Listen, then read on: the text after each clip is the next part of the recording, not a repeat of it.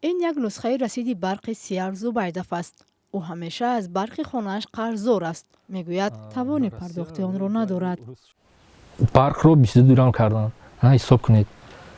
من اگر نیمی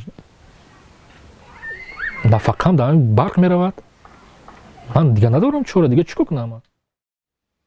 این ساکنی 41 ساله سال 2007 از بالای درخت افتیده ستون مهرش آسیب دید. همچون گروه معیوب یکم اعتراف گشت و 738 سومانی نفقه میگیرد.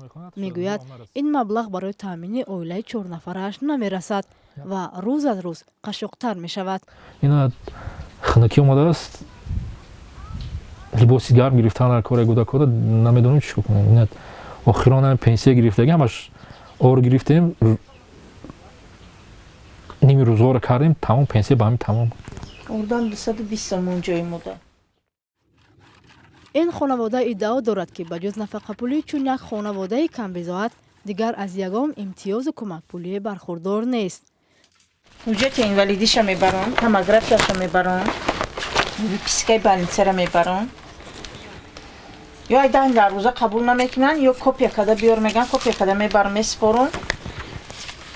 گفتی رو صبح نیسلو خونی دو خون. حالا چیزلو بیا میگن همون چیزلو گفتگیشون دارم میرم میگم چی شد میگه که حالی روی کدگیم روی با پیشنم با یکم روز دیگه میرم میگن حالا قبول کردگی نیستم قبول شدگی نیست این چیزای شما.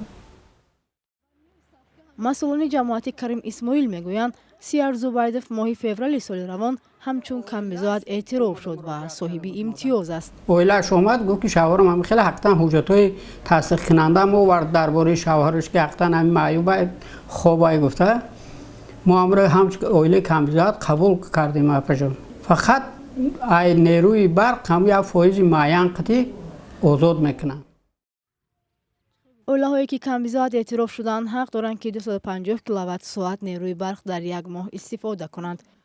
سیار زوبایدوف میگوید این امتیاز برایش خیلی مهم است چون واقعا برای او که وابسته به صحتیش به گرمی و برق احتیاج دارد پرداخت پول آن آسان نیست. پیش مثال چی میشه دارو میگرفتن حوزی فقط یک 5% میرسد دیگر این حالا دیدین.